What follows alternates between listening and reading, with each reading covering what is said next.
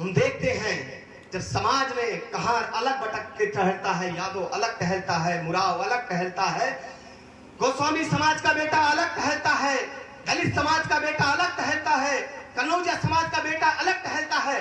सबके अपने ग्रुप, सबकी अपनी धारणा, सबकी अपनी सोच होती है। और एक चीज बता दें, अगर आप लोग इसी तरह जातियों में बटे रहे और आप लोग इसी तरह अगर धर्म और जात के नाम पे हमेशा विभाजित करते रहे, तो मैं दावे के साथ से कह सकता हूं, मेरा हाथ काटोगे तो तुम भी डूब जाओगे। मेरा हाथ काटोगे तो तुम भी डूब जाओगे। अगर हम कश्ती वाले हैं तो तुम पतवार वाले हो। मेरी बात लाइट ऑफ होने के नाते कट गई थी। मैंने क्या बताया, मैं एक चरवाहे का लड़का हूं और मुझे ये कहते हुए गर्व होता है। यही जनपद अंबेडकर नगर के गोविंद साहब मेले में 2015 में जब निर्वाचित हुआ, जिले के उस सदन का मेंबर बना मैं, तो मैं वहां फीता काट रहा था। प्रधान जी, लक्ष्मीकांत जी, विजय जी, हरिराम यादव जी, जब मैं फीता काट रहा था तो फीता काटने के बाद डीएम अंबेडकर नगर ने कहा, सुधीर सिंह मिंटू ने कहा कि कैसा महसूस कर रहे हैं। मैंने कहा, आज मैं जिन भाव पलों पे बोलने जा रहा हूं, जिस लड़ाई को लड़ने के लिए मैं 2002 में अपने पिता, अपने माता से बगावत करके अपने घर से निकल गया था। मैंने कहा था, शिक्षा लेने के बाद, शिक्षा अर्जित करने के बाद मुझे सिर्फ सोशल जस्टिस पे काम करना है, व्यवस्था परिवर्तन पे काम करना है।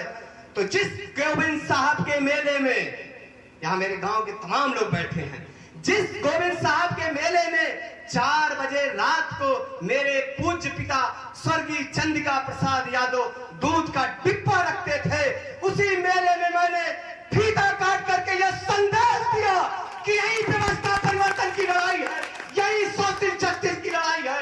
और मैं यह आस्था विश्वास दिलाता हूं, मैं भले पैदल चलता हूं, भले मैं नंगे चलता हूं, भले मैं अकेला चलता हूं, लेकिन मेरा यह जज्बा है, मेरी यह सोच है कि मैं 12 बजे रात को भी आपके हक हकूक की लड़ाई के लिए इनकलाब जिंदाबाद के आवाहन से जिंदा रहना चाहता हूं। मुझे पद की लालसा नहीं है और न मुझे पद के लिए भूखा हूं। मैं, मेरे परिवार ने अगर मेडिकल क्षेत्र में पैदा किया ये बेटा, तो विजयश्री में श्री सलेम सिंह यादव जैसा जिला जज भी पैदा किया है। मैं ऐसे परिवार से आता हूं, मैं एक ऐसे परिवार से आता हूं जिस परिवार में 200 वर्ष पहले शिक्षा थी। 200 वर्ष पहले मेरी आजी आवाजा शिक्षित थे। तो मेरी जो लड़ाई है, मेरी ये जो लड़ाई है, मैं ये देखना चाहता हूं, ये जो नाई समाज का बेटा बैठा है, ये भी कर्पूरी ठाकुर की तरह मुख्यमंत्री बन के ठहरे। मेरा ये सपना है, मैं ये सपना लेके आया हूं कि ये दलित समाज का बेटा बैठा है, ये भी यहाँ का विधायक बने। लेकिन दुख इस बात का है कि परिवारवाद इस तरह बढ़ता चला जा रहा है। हमें रोक दोगे तो मेरे सेहत पे नहीं प्रभाव पड़ने वाला है, सेहत पे तुम्हारे प्रभाव पड़ेगा जब तुम्हारा बेटा सोचेगा कि हम भी सदन में बोलेंगे, विधानसभा में बोलेंगे, लोकसभा में बोलेंगे और जिले की पंचायत में बोलेंगे। लेकिन आप अपने बेटे को तब डांटोगे, कहां से बोल रे, कहां से चलवे, तोरे तो मोटरसाइकिल ना है, तोड़ तो जनाधारो ना है। तो सीखो ना जवानों मुझसे कि मैंने अपने नाम का इस तरह डंका बजाया कि बड़े बड़े धुरंधर 2015 में नतमस्तक हुए और जिले की पंचायत में पहुंचकर डीएम ने मुझे सैल्यूट किया। और उसी डीएम को मैंने कहा कि ये जनता का आवाहन है, ये जनता का आगाज है। तो मैं जब आपके बीच का बेटा निकलूंगा, आप नर्सरी तैयार करो, आप तैयार करो गांव में उन ऐसे नौजवानों को जो पढ़ने में योग्य है, जो पढ़ना चाहते हैं। आप प्रेरित करो ऐसे बच्चों को जो मेडिकल के क्षेत्र में जाना चाहते हैं, जो आईएएस पीसीएस बनना चाहते हैं, जो राज्य अधिकारी बनना चाहते हैं। आपकी लड़ाई ये नहीं होनी चाहिए कि फलनवा को कमजोर कर। हम दिनेश गौड़ को कमजोर करने की लड़ाई अगर लड़ने लगे तब तो हम ही कमजोर हो गए ना।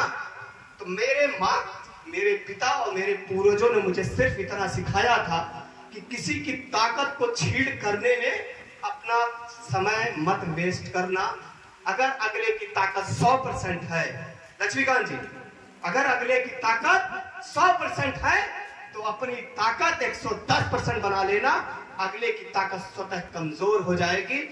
मैं यहाँ के आयोजकों को, यहाँ के जितने भी जिम्मेदार साथी हैं, रोशनलाल गौड़ जी, विनोद गौड़ जी, सुबोध गौड़ जी, दिनेश गौड़ जी, गोविंद जी, गुड्डू जी, राम प्रसाद जी, मैं सभी का आभार व्यक्त करता हूँ कि आपने मुझ जैसे एक आम कार्यकर्ता को मुख्य अतिथि बनाया और जो सम्मान दिया, इसके लिए मैं ऋणी हूँ।